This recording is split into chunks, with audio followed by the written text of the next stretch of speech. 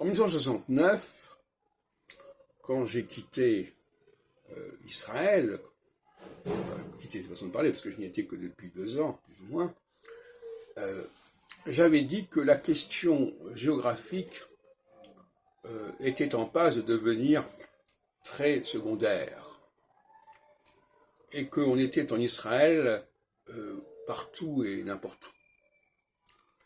Eh bien, aujourd'hui, on s'aperçoit que les Israéliens sont en rapport avec le monde entier. Et par conséquent, leur localisation géographique est tout à fait secondaire. Ce qui fait que finalement, l'opposition entre Israël et diaspora tend à s'estomper, et ça sera de plus en plus le cas avec Internet, etc. etc. Par conséquent, l'inconvénient qu'il pouvait y avoir à rassembler une grande partie des Juifs dans un seul et même territoire n'est plus ce qu'il pouvait être autrefois, puisque ça n'empêche absolument pas un Juif de rayonner sur toute une population non juive, par le biais d'Internet notamment. Et puis, donc ça change complètement la donne. En ce sens,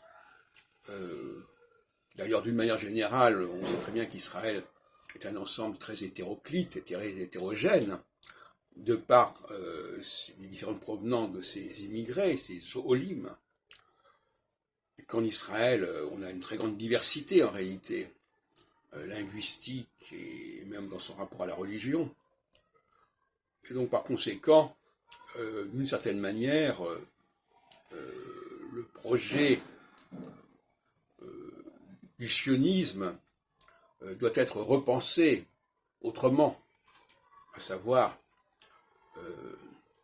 qu'en fin de compte, l'individu... Alors effectivement, la seule chose qu'on puisse apprécier dans Israël, c'est la sécurité. Dans un cadre, dans un contexte d'antisémitisme extrêmement virulent.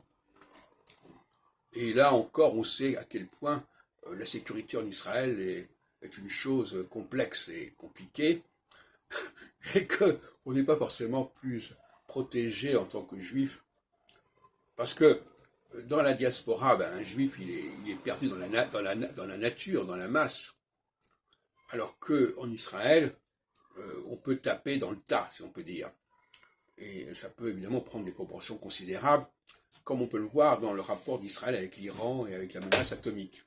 Donc, la question de la sécurité n'est pas non plus un critère qui sépare et qui distingue l'Israël et la diaspora.